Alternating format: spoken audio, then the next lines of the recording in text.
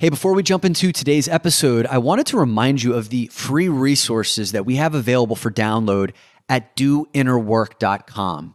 Many of you have found these already and they're very popular, but if you haven't before, head over to doinnerwork.com/books for 3 separate book lists that we've put together for you in these easy downloadable PDF formats. We have 18 books that every leader, business leader must read, 12 books that every man must read, and then 15 books written by women that we love. doinnerwork.com/books, and you have all those PDFs available for download. And then also 2 of our most popular episodes around 5 ways to become a mentally tougher man and 5 ways to last longer in bed. We created PDFs for those as well. So head over to doinnerwork.com/5 practices. doinnerwork.com/5 practices. It's the number 5 and then practices, all one word, to get the 5 ways to become a mentally tougher man, 5 ways to last longer in bed. And then finally, before we jump into today's episode, I have a request for you. If you have listened to 3 or more of our podcasts, chances are that means that you like what you're hearing. Would you be so kind as to go to Apple Podcasts and leave us a rating and a review? Leaving us a 5-star rating and a review allows other people who are coming across our podcast for the very first time to know that we are worth listening to.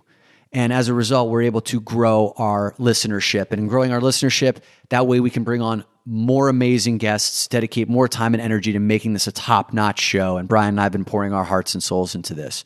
So if you've listened to 3 or more podcasts, would you consider leaving us a rating on Apple Podcasts? Let's get into today's show. Hey, this is Dominic, and this is your home for the cutting-edge conversations on optimizing your personal performance, lighting up your sex life, and living a purpose-driven life of your own design. These are the topics that Dominic and I have both struggled with in our own lives and still don't always get right. This is Brian. Welcome to the Great Man Podcast.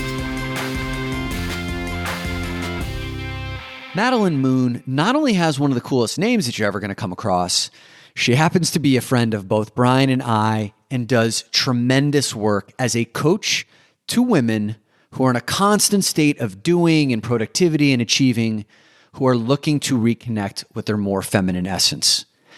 Now, if you've been listening to our show for any length of time, you know that Brian and I love bringing on coaches to women because over the course of their years of experience, they've worked with hundreds or even thousands of women and have a particular line of insight into what is really going on in the minds and in the hearts of the women that they serve, what their fears and insecurities are, what we as men do to drive them nuts, and then what we as men can do to connect with them, to light them up sexually, intimately, to support them, to serve them. And so that's why I wanted to bring Madelyn on the show today. Madelyn, for the past 6 years, has been running the wildly popular Mind Body Musings podcast, which on Apple Podcasts is a top 50 all-time in the category of self-improvement in both the United States and Great Britain. So we've got podcast envy in that respect. And she joins us today, fellas, to educate us on the ways in which we lose credibility with women. And she's generated a list of the top 5 ways that men lose credibility with women based on what she synthesized from the hundreds of female clients that she's worked with over the years. Let's get into it.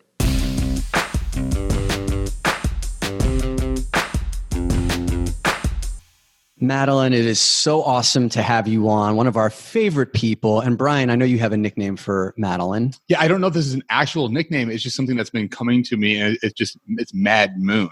Mad Moon. Yeah, I don't know how you feel about that. And I wasn't going to. There it is. There's the Mad Moon. You all can't see her, but she just flashed like 2 peace signs and had the shoulders shrugged. It looked pretty badass. It feels very endearing to me. I'm like, oh, Mad Moon. Yes, we're doing a podcast with Mad Moon. I love this. So. Now, Mad Moon, you had a beautiful post on Instagram yesterday about 8 things that will introduce people to you. And there was one thing that really stood out above them all, for me at least personally, is that your favorite food is any kind of nut butter. Yes. Yes, yes, yes. Now, not all nut butters are created equal, so I need you to put these following 3 nut butters in a hierarchy, and I just would like to remind you that your credibility is at stake here. Bring it. Mad Moon's ready. Mad Moon, we're looking at peanut butter, almond butter, Justin's chocolate hazelnut butter, and there is a correct answer to all of these. For me, you just read it in the correct order. Yeah. I would do peanut butter, almond butter, Justin's, hazelnut, delicious, sugary-ish. And I'm guessing you would put it in the opposite order? That is correct. That is correct. Yeah, Brian over here, as you were providing your answer, he was cringing for you. Yeah, because he knew I was going to fail. But I surprised you because I knew what you were going to choose.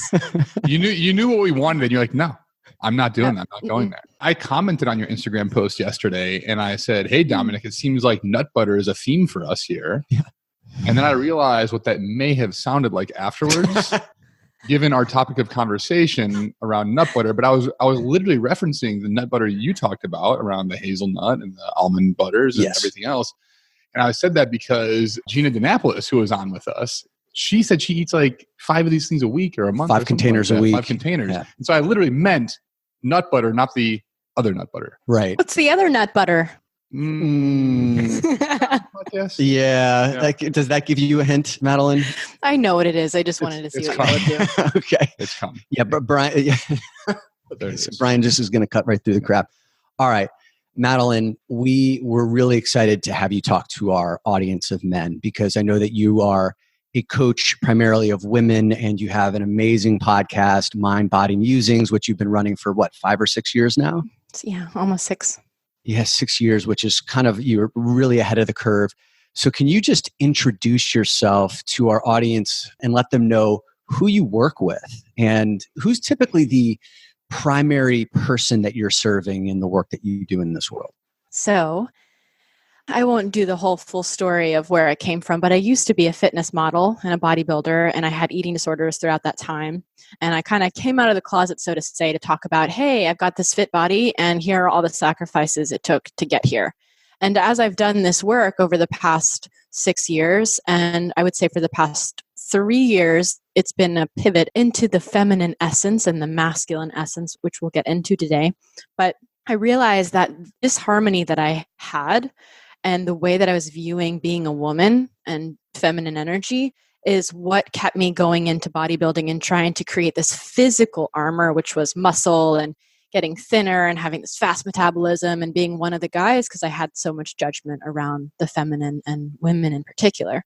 So over the past 3 years, I've made it my life's core desire to go deeper into my feminine and to slow down. Those are the 2 words that are the deepest for me in my life. And instead of being so reactive and speeding up and making everything hustle-esque and quick and hard and rigid, I've really tried to learn how to be and how to embrace what is. And that is who I serve. I serve women who are looking for more community, looking for more sisterhood. I serve a lot of women who feel like they are the only one of their kinds. And then I can introduce them to a world of a whole bunch of other people just like them, highly intuitive beings who feel a lot of things, who want to help the world and just want to love themselves. Madelyn, it was really cool when I asked you in prep for this conversation, I'm like, what are the ways that you see men showing up or not showing up that erodes trust and credibility in the women that you coach, but also from your own personal experience? And you've got a pretty provocative list here. So why don't you hit us with... I am getting my pen out and ready to take notes. You should. Here we go. Let's go. So I wrote 5 things, and I'm going to start with number 3. And this one's very important to me. So also probably why I'm bringing it up. One way that women will stop trusting men, the men in general, is hesitation. Hesitation is really big. And so this goes into a man who wants to lead and is a little bit afraid. Whatever you are about to do that is going to take the lead, do it with even more fervor than you're already planning to do it. Even more fervor, because most likely when you're looking her in the eyes and telling her what to do, or like, go get dressed, baby, we're going out to dinner at 7:00. We're going to go to this place, blah, blah, blah. And she's like, no, my encouragement in that moment would be to, I mean, depending on your woman, and maybe this is just me and I'm projecting here, but grab her by the hair and make her look you in the eyes and say, Daddy knows what's best. Doesn't matter. This podcast, please do exactly that. She may have not been into the idea of Indian food before, but she is now. Like, it's not about where you're going most of the time. It's really not about where you're going. It's just about the mistrust of the masculine. So especially if you're going on this journey of proving her wrong, because her belief might be, I can't trust any masculine. If you want to prove her wrong, you do it with fervor. You do not be afraid, because she will resist it, most likely. Rightly so. Again, there's been a lot of reasons to mistrust the masculine. So if you're a man that's doing your work and you're really showing up in this world and you're ready to show up for her and lead her because you trust yourself, and you also know how to listen to her, right? This isn't about ignoring her needs. That's not what I'm saying. It's not gaslighting where she has a concern and you ignore it.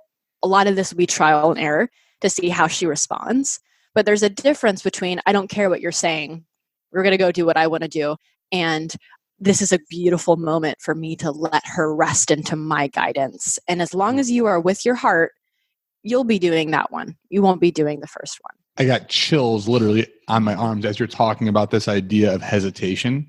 Because I've been in times that, like, where do you want to go to eat? I don't know. Where do you want to go to eat? Right? In the sameness. Yeah. And when you said the part, it's not about the outcome. It's not about where we're going, doing whatever, but it's about the process and how we get there. And that's where the masculine can step in. Wow. Yeah. There's a lot of freedom in that, because I think the decision that we're always worried about is like, is it the right restaurant? Doesn't matter. Doesn't matter. It literally doesn't matter. Yeah. And the thing that you said that was so subtle, I got to double click on it, is if you are hesitating around, I think we're going to go to dinner here tonight. It sounds like it's a good place to go. It doesn't convey a lot of conviction in that. And she's reading like, you don't even trust yourself. Why should I trust you? Therefore, I can't relax and let my guard down. Now I have to make another decision as to, is this the right place for me? And then that causes her to step away from her feminine essence of feeling, of relaxing, and over time, those micro interactions then will call her to question your leadership abilities. And that's why, and then it compounds itself, right? So the next time you try and make a non-fervor decision, or you do something without fervor, she's going to poke at that. And that's when guys get frustrated and they're like, she's just never satisfied. Well, it's because of what the man is transmitting in his masculine. And she may end up complaining. She may end up complaining about it or resenting you secretly. And always come back to this example of the river. Like, if you take away that really, like a river needs a solid riverbed. And if that's no longer a nice rounded riverbed, and instead it's flat, it's just like the ground, it's no longer a river. Yeah. So hesitation is really important. And I also want to look at that in terms of your physical nature. To me, again, a lot of this is like my experience, but this is also what I've heard with my clients as well and friends.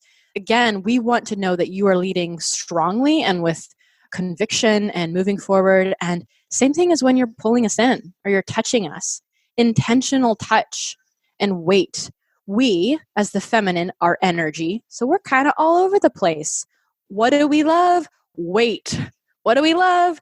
Depth. And we want you to bring that to us. So do not be afraid.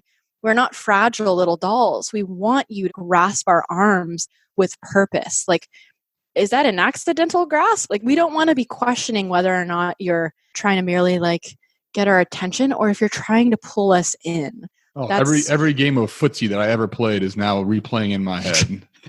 Yeah. Should have really give us that foot.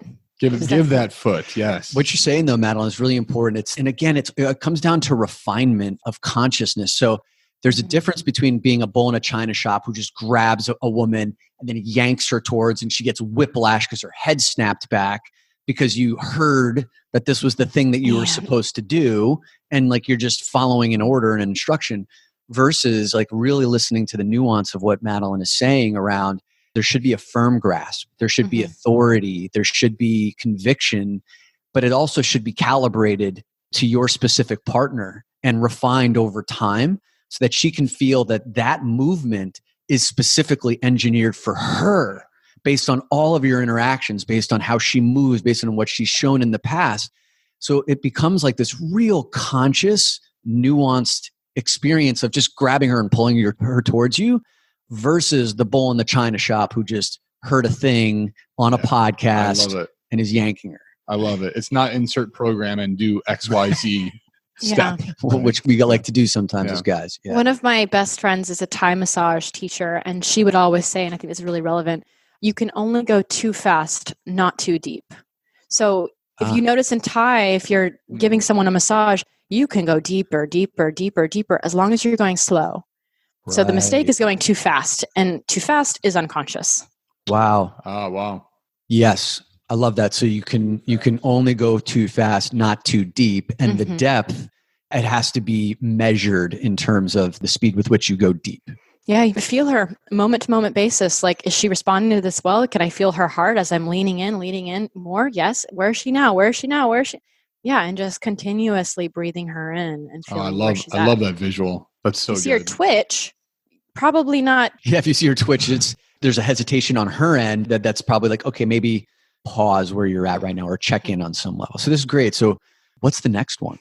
The next one is integrity on what you can and cannot handle. Ooh. So I'm going to go straight into an example just to give this some context. Let's say that you have a 9 to 5. You're busy thinking about work all day long, answering people's requests, answering the phone. You're in the car, you're heading home. You want to know that when you get home, you're going to get what you need. If your partner has been missing you because the feminine, she's the one on the side of like, more love, more love, more love. So if she is excited for you to get home, and maybe she's coming home from her own job and she's looking forward to talking with you, and you get there and she blasts you with her love and her conversation and you're not ready for it, she will be okay if you say, I want to listen all about your day, but I need 1 hour to go to my man cave to just like take off my shoes and find myself and come home to me so that I can be with you. That is really sexy. Well, again, what we need is, we don't need you to talk with us the first hour you get home from work. We might think we need that, but we don't really need that. What we need is to be able to trust you that when we are with you, you are really with us. So we would rather you tell us exactly what you need and give us that clarity. I can't now, but I will in an hour. That is so sexy and makes us feel relaxed, because what might happen if you don't do that and you're so afraid to set that boundary is you stop wanting to come home at all because you don't know how to communicate that you need an hour. So instead you go to the local bar and you get a drink there because that's the only way you think you can get an hour of like alone time. And then you're not coming home at all. And she's wondering what's happening here. And there's mystery. So you would be shocked at how beautiful the feminine will respond to your clarity about you knowing what you need. It is so trustable. This is a great example, Madelyn, because like say for a lot of the guys that we that also have families and kids, and that 9 to 5 is more like a 7:30 to 6:30 p.m., right? That's like a lot of the realities, or they've been traveling for a few days or weeks and they come back home. And now the partner's like, great, it's your turn with the kids. And here's all the things that have been happening since you've been gone. And you're right, like gets blasted sometimes with love, but more likely this other stuff. And the men, when they come and complain to us about that, it's typically like, when I come home, I do need that time, but they don't know how to ask for it. Like, and so what you're saying is when a man does not know how to consciously ask for the time, typically he'll get angry and he'll blow up back at the source and be like, I'm so frustrated. Just leave me the fuck alone.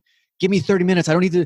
But like, he doesn't do it in a way that communicates to her that at a particular point in time, she will have 100% of his attention, his best energy. That is the most important part to me. Yeah. You might listen to this podcast and take note of the asking for time, but it's not just that. It's not complete until you also give a stop time. There needs to be a container for it. And it doesn't have to just be like, so let's say you go on a business trip and she is exhausted and she does need your help, and you get home. She's like, great, here, it's your responsibility. You can set other boundaries. So that sounds great. When I get home, I will do that minimum job requirement around taking care of the kids. But when it comes to sharing and talking about what happened to your mom, like that thing, because maybe you're going through a big family thing, I need to save that for Sunday. So I will do all of this, like physically with my body, I can help with the kids, but emotionally, I know I need some time to just be in my own thoughts, because you can make it work for you and what you need and listen to her needs. Or maybe you just say, I'm coming home. You probably need a break. I need a break. So let's bring in that sitter that we love. And she'll take care of it for that night. And we can have some intentional alone time. Yeah, I think as guys, we put these expectations on ourselves, or they've been put on us by other people, that we need to handle it all. But we have to say yes. We have to take care of the kids. We have to do this. We have to hear about the mom. We have to do all of that. And often we don't take that time to slow down and say consciously, like, what do I need right now? And then we can communicate it. Oftentimes we can't communicate it because we don't actually know what it is. We're just feeling an emotion. And to Dominic's point, we explode. So I think this is great permission to just slow down, feel what we're actually feeling, and state it, because we want to connect. We want to have that spark and that alive and aliveness. Mm-hmm. Nice. So that was integrity. We had hesitation was the first one. What's the third one? Mm-hmm. So the next one is not following through. Ooh. Yeah, this is a big one. If anyone out there has any wounds about someone not being there when they needed them, everyone, this is a big one. You can either further a wound in someone or you can heal it. And I think you simply being maybe one of the first people in someone's life that says, I will call you at 6, and then call them at 6. Wow. Like integrity. It's like a healing of a wound. Or let's say you can't call at 6, but you can call at 8 because plans have shifted. You're a busy guy. You have a lot of responsibilities at work. Instead of you in your mind, like what you were saying, Brian, earlier, if we want to do it all, what I think happens with a lot of men is that they say, well, I will do it. I will call her tonight. I will call her. It'll just be a little bit later, or maybe even earlier than I thought. I will do it though. And then you go on to your work, where in her house, where she's near her phone, she's waiting and she's expecting you. And it's not pitiful on her part for doing that too, right? Like she's holding true to her word. She's not waiting there by the phone, but she is waiting there by the phone. She is like in her own life and doing her own things, but it's not needy of her to rely on someone that says they will do something. So if you realize your plans are changing, it does take that pause for you as a man to say, you know what, let me adjust my level, assess my levels here, and be honest, I can't do it at 6. And instead of just trying to make it around 6, let me just give a clear new container and text her, very simple. Hey, baby, I can't make it at 6 anymore, but I will call you at 8. Can't wait to speak to you. Like that goes a long way, and it relieves both of you. So that part of your brain that would be trying to say in the back of your mind, I can do it. You get to end that. How exciting. Like you don't have to have part of your brain focused on that. And then she's like, great, I got 2 hours now that I don't need to be near my phone because he's calling in 2 hours. So it's respecting of both of y'all's times. And I think this one is one of the most, even looking at it, at following through on your word, it's very simple and it's very clear as to why this would be a thing that would gain trust. It's the little boy who cried wolf and no longer being the little boy who cried wolf. And you're reliable and you're consistent, and it allows her feminine to go in deeper to surrendering to you because she knows that you're going to follow through. You just made being on time way sexier. And this is a note that I'm definitely taking. Yes. Well, I think, and one of the things that I would love to point out on this one is if you continue to set plans and times, that then you move 90% of the time, right? If every one of your 6 p.m. phone calls then gets moved to 8 p.m. or then 9 p.m., then there's also, it actually kind of goes back to your part number 2 about integrity, is like you're not being honest with yourself with what you can and cannot handle. Mm-hmm. So like there's a lack of awareness there. And that lack of awareness, that lack of consciousness in the masculine, it becomes untrustworthy in the feminine. Yeah. And that's one of the things I've learned from John Wineland, which is almost every feminine complaint, if not all feminine complaints, can be traced back to a man's lapse of consciousness. Yeah. And when he lapses consciousness, she doesn't feel seen. She doesn't feel heard. She doesn't feel understood. Not feeling felt, not feeling seen, not feeling understood. Those are all the things that cause the feminine to distrust masculine leadership. And then we'll either say, look at me, or I'm going to doubt everything that you're doing. Like these are the mechanisms for, from what I've been understanding, the feminine energy to say, you're fucking up, dude. You know what I mean? Or you've triggered something, an unhealed wound that the feminine has in the past that maybe has very little to do with you, but more often than not, it's the way that you're showing up and transmitting energy. I think it's important to realize there's micro adjustments. I love that you brought this timing thing up. There's like micro, like you don't often reschedule, but this time you do, and you're going to be very clear about it. And then there's macro, like on a macro level, if you're pushing things back left and right, then she's going to start to think you're always going to end up pushing it back. And she's not going to take your 6 o'clock time seriously because she knows there's going to be an 8 o'clock time coming. So that's a personal responsibility to see how often are you rescheduling things around and moving things around. Because if you are, you're probably in your feminine.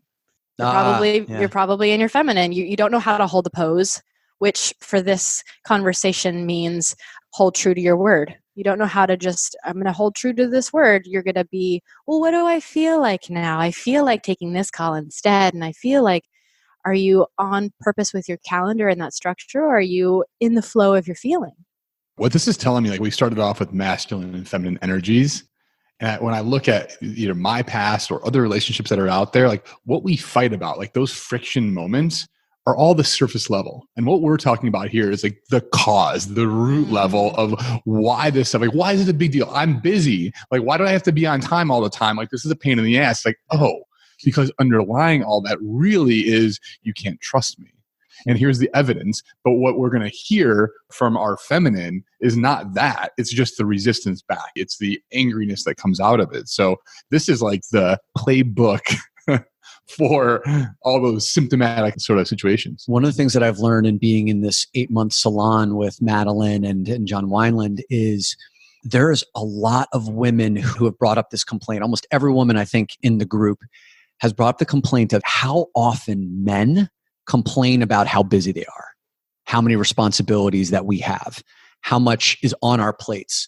And that is actually one of the biggest complaints of the masculine, which is burden. We want a lot on our shoulders because it makes us feel like a provider. It makes us feel validated. It makes us feel valuable. And then at the same time, we have this deep craving for freedom. Like just the number one fantasy, I've written an article about this, the number one middle-aged male fantasy is surprisingly boring. It's to just go fucking live on an island by themselves for a period of time where we have nothing on our shoulders. But because we have a lot on our shoulders and then we complain about it, I've heard from the women in this group very candidly, they're like, yo, it's fucking a tired story. You sound like every dude that I've ever come into contact with, and it doesn't make you sexy that you have this much on your shoulders because it looks like you're not aware. And this goes back to Madelyn, your point about integrity. You're not aware of what you can and cannot handle if you're complaining about this shit. So again, when it comes down to being able to follow through, a big part of it is recognizing the conditions of your life that you've created for yourself as a man, accepting that, recognizing that you may be burdened at some points, but then to still be able to hold space for your feminine partner and say, when it's 8 p.m., I'm going to call you and she doesn't need to question it. Mm-hmm. That's fucking hot. And then the feminine can relax knowing that you've got her. That's powerful. Can I add one little thing here? Please. So we talk a lot, at least in my world, around the divine feminine, around the pain point that we're healing as women, the lineage of being killed, being murdered, being raped, being sold, being dismissed, having our necks hung. Like, we're learning how to get our voice back because a lot has happened with our throats in the past 10,000s of years. And in our bodies, our entire bodies, there's lots of pain that our body is now releasing slowly. The masculine has it too. The masculine has their own pain point, and it is one of burden, because since we didn't, as women, bring home the bacon and make money and climb the corporate ladder until more recently, that has been all of you. You built a lot of infrastructure and were the head honchos in government and the head of the household. And on top of that, you weren't allowed to feel your feelings because that was weak, and then no woman would want you. Even like the locker room talk from being a boy going into Wall Street and how the way that they party and talk about women, like there is a big pain point in the masculine that they are healing. So like the burden, I've got so much to do. It is because of your own life, but it is also because of the men that have come before you. Yeah. And I want to have some compassion for that too, because I'm one of those people that sometimes will want to roll my eyes to be like, oh, you're busy, I'm busy, blah, blah, blah, blah, I'm busy. Like I'm doing just as much as you are. All of this, but then I have to remember, oh yeah, like we have our own lineage and pains that we're healing as women today, and so do men, very big ones. Lots of stuff has happened, and the more you dive into the history of man, the more like killings have happened, like right, there's wars, like all of this is because because of y'all, right? And oftentimes because it was about a woman, like Helen of Troy, like we're all doing this together in some way, but I also do want to have compassion for that burdened wound that y'all are carrying. Thank you. That means a lot. Our listeners really appreciate that as well. So Madelyn, hit us with the number 4. Number 4 is going unconscious in transitions. What does that mean? Going in like the transitions of life. So oftentimes we think about the event.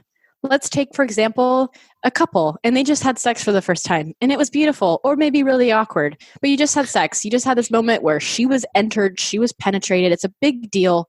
No matter how we make sex sound in the culture, it's a big deal, especially to her body. And sometimes it's the aftercare that is the most important. The minute you exit her body, what do? Do you then think about, I need to go to the bathroom, I need a shower, I need some water? Or can you have that masculine presence and ground yourself in that moment? Because she's most likely going to disassociate in the transition. She probably will. Yeah. And he probably will too. They both will.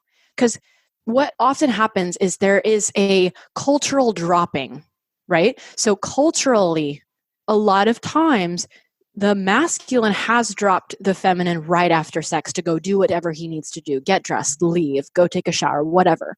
So she might disassociate so that it doesn't hurt so bad when it happens. She might go off into her own wonderland because now what? Does he still love me? Does he still like me? Will he stay? Will he text me later? Like that's her version of dissociation. And his dissociation is more about purpose. What do I do now? Where do I need to go? So she's going into love land and daydreaming and fear maybe, and then he's going into the next linear part of his day. So in transition, after you have sex, I wrote a thing about this on Instagram a while ago because it's very important to me. That moment when you separate your bodies, can you still keep your hearts connected? If you notice and you feel that she's going into some other place, can you sweetly touch her chin and pull it over to you and say, are you still with me, baby? Yep. Oh my gosh, I just got goosebumps. Like thinking about that, like afterwards, showing that you are still important. I still love you because we have been used for sex. We have been used for sex so long, so many. And that is a huge pain point for us. So showing us with your presence, your energy, and your eye contact, you're still with us, heals that wound for us. What could be like for a man who's maybe had sex for the first time with this partner or someone who's had sex for the 12,000th time with their partner, what could a 2-minute transition look like? This is such a masculine question, but like what could a 2-minute transition after sex look like for any man? Well, one is an energetic thing. It's just feeling her body, feeling her heart. Is she holding her breath? Is she breathing? Does she seem kind of frozen? Is she in a fight or flight? Is she trying to leave? Is she trying to disassociate? Like just feeling and getting out of your own, what's going on with me? What do I need next? But feeling her because she's the more emotional being. She's having more happen. I feel pretty confident saying that. There's most likely more happening in her body and her mind of woo or like maybe she's just full of like feeling amazing and she wants to elongate that. So the transition, I love the example I gave of just the chin. If she starts looking off, or maybe she's not looking off and she's not disassociating, she's really with you and you just stay with her and you hold her for a bit. And you can even give your masculine clarity. I want to cuddle here with you for about 10 minutes and then I need to get in the shower. Right. That's a container both of you can drop into so that you're not wondering, how long do I need to do this? Is this going to be forever? I really need to do stuff.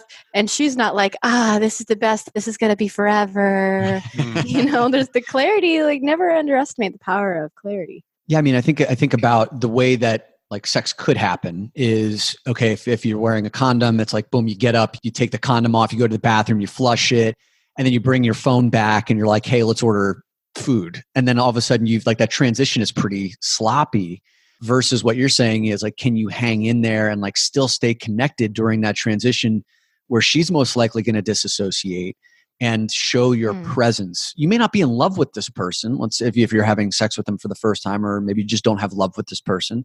It doesn't mean that you need to transmit love, but it means that you transmit consciousness. Consciousness for sure. You can take off your condom and go put it down the toilet in a conscious way. I love that you brought this up because this is very This is a very regular thing a lot of people experience is like, okay, I got to go clean up. She has to go to the bathroom. Like, you need to go do those things. But there's a way you can still remain connected. And that could be through a firm grasp, through saying, I will be back, through eye contact, through breath, through breathing with her. And then when you return, whenever you go do your separate things, like coming back and again, resuming some breath, even if it's just for 1 minute, and feeling her. Like, she will know when you are feeling her and when you are thinking about ordering pizza. She might be thinking about pizza too. I was going to say, if he got back in bed and ordered some Grubhub or something, I think I'd... The most conscious thing you can do as a man is order food on Grubhub. Feel what she needs. Does she need a burger? Does she need... Yeah, that's great. Awesome. Well, Madelyn, take us home on this last one, which I know is probably saved like the most provocative one for last year. What do you got for us? The last one is defending yourself rather than listening to her. We don't do that. Did I just do that? Yeah. What I wrote here, I'll say this verbatim. The feminine has been shushed, poked, prodded, limited, beaten, sold, raped, separated, mutilated, and silenced since the beginning of humankind. And what we need now in order to heal, in order for the feminine to heal, so you're not just doing it for her and this human body, you're doing this for the feminine energy in general, meaning the forest, the Amazon forest that are burning down, for the air, for the water, the rain, the jungle, but you're doing it for emotions in general. When you listen to her and you start to change the paradigm of how these interactions go, you are healing the feminine. It is very, very, very important. Everyone takes this point home with them.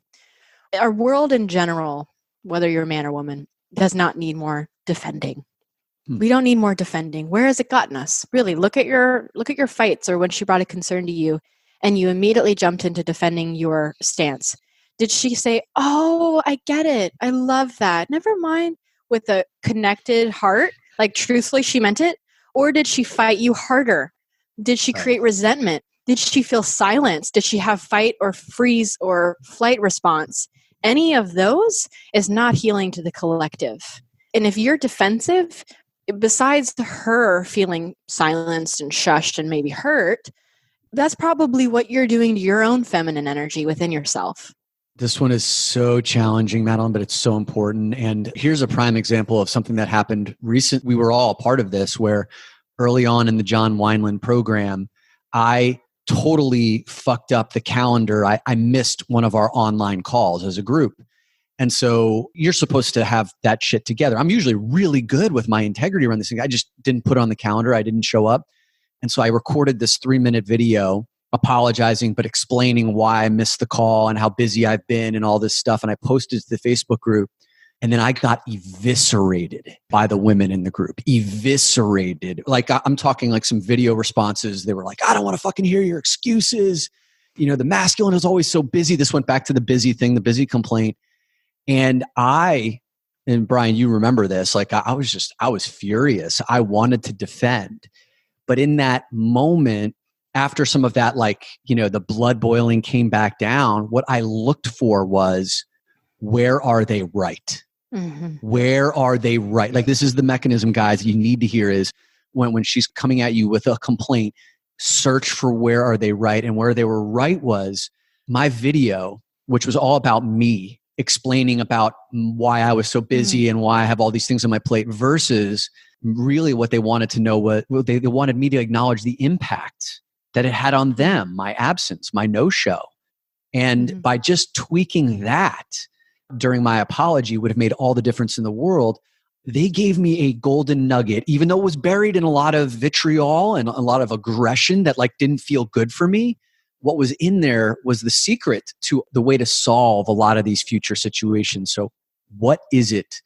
Where are they right? Is what you're saying. That is so important. And I aspire to one day not have to use that hack where I'm just like, let me see what's right here. Let me like feel this. But it's such a great hack. I know I got into a conversation with my girlfriend where she brought me something that felt like absolute bullshit. And I could feel myself just defend. And then I looked at her as she was talking, not hearing what she was saying. And I was like, I love this woman. I choose to be with her. Yeah. I believe she's smart. Yeah. If there is 1% truth and it's just 1%, what is that? Yeah. And so it's the same thing that you're saying is like, what could be right? And so if we could live in this world of like not right and wrong, but instead like what could be and get curious around these things, wow, there's so much the feminine and our partners can like teach us and help us understand. Yeah, and going back to the basic complaints always go back to a lapse of consciousness on some respect until she feels seen, felt, understood, heard. As soon as like you can figure out where she's right and then acknowledge that, where she feels seen, heard, felt, understood. Madelyn, tell me if I'm wrong, but that's the listening that you're asking us for, not the defending. Mm-hmm. I love what you both just said. And that's something that I've had to sit with because I defend myself too, because I was raised by defenders. So I'm a defender. And that's been something that I have really tried to integrate into my life. And one day I hope that it's instantaneous of where they write. But it's not easy. It's not easy at all. And it goes so far to hear someone just say, I hear you. I can't even explain how much I crave my father just to listen to something I say about my childhood that didn't feel right. And him say, I hear you, because even though I had a good childhood, a great loving household, there was still a lot that was really hard and they won't hear it. Not a single thing will they hear that something wasn't conducive and helpful to my upbringing. Like even starting just there, like this wasn't optimal. They won't hear it. And that comes out in my relationships now as I go into partnership with the masculine. It's almost like I'm like, what about you? Are you going to hear me? You know, so we might test a little bit to see if there's a holding or there's a defending. And I love what you said about just seeing her and saying, I love her. I love her. I dated this military person for a while. And I remember the first month that we were together, he said it very full of pride, just, well, I'm very challenging to argue with because I argue with logic and not emotions, so you'll never win. And that's really important.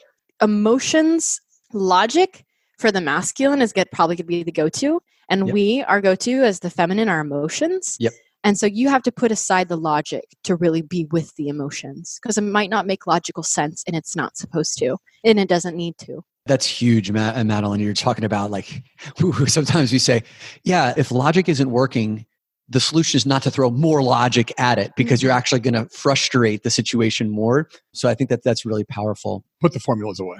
Put the formulas away. Because it ends up being gaslighting too. It's not listening to what the person is saying and making them feel wrong for it, for what they're saying. And then they're going to walk away with their like shoulders like crouched over feeling like, oh, I guess I must be crazy for feeling the way I feel when she's not. Madelyn, this has been awesome. I'm going to summarize the 5 ways that men lose credibility and trust with their women. And we're going to obviously put this in the show notes as well. But number 1, hesitation. Number 2, integrity on what you can and cannot handle. Number 3, not following through with what you said you're going to do. Number 4, going unconscious during the transitions. And life is made up of the transitions, not just the events themselves. And number 5, defending yourself rather than listening and looking for what is she saying or communicating that is right. These are awesome. Thank you for putting these together. Where can people find out more about you? I mentioned before that your podcast, Mind Body Musings, is excellent. You do, and I remember I complimented you privately a few weeks ago about how well run your show is.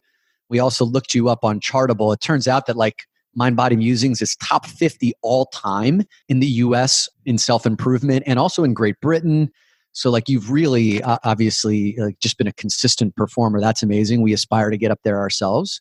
And also I think we're going to link the one that you sent to me about like explaining, breaking down more about the masculine and feminine polarities. It's a 3-part series. And I made that intentionally for anyone who comes to me and says, what is the feminine and what is the masculine? Why does polarity matter? So it's 3 different episodes that will be super helpful. I know what I'm going to listen to this weekend on my run. Yeah. There we go. And Instagram? Instagram is Madelyn Moon, MadelynMoon. Wonderful. And do you have any programs or workshops coming up that you want to let any of the women who are listening know about, or anything that you may be running for men? Yeah. So for the women listening, or for men who have a feminine being in their life, I have the Feminine Spirit School, which is an 8-week course. It's all audio based with 2 live Zoom calls with me. It teaches you everything you want to know about the feminine, masculine, shadow work, speaking with power and letting go of words in your vocabulary that are actually feeding into the wounded feminine, inner child work, all the things. That's on my website as well as my coaching. And I do have a retreat in November called The Embodied Archetype that we have 4 spots left as of right now. We're going into the shadow through storytelling and kind of like acting, going into the parts of us that we put away by creating a whole container around it to summon it in. Ooh, you got a lot going on. Yeah. Awesome. Well, we're going to link all of those in the show notes, along with your 5 ways that men lose trust and credibility with the feminine. Madelyn, thank you so much. And looking forward to doing this with you again, I think on the other way, right? Yes. With your group. So that'll be fun. 100%. I'm so excited. It's going to be beautiful. Thank you for having me, both of you. You're wonderful. Madelyn, thank you. I've got a lot of work to do. So here we go. We both do. Yeah. Hey, did you get something of value out of this podcast? If so, I'm going to ask you a favor. Would you be so amazing as to go over to Apple Podcasts and leave us a rating and a review? Your ratings and reviews can show someone who's just discovered our podcast for the first time that we are worth listening to. And that way we can reach a wider audience. So please head over to Apple Podcasts, leave us a rating and review. You rock.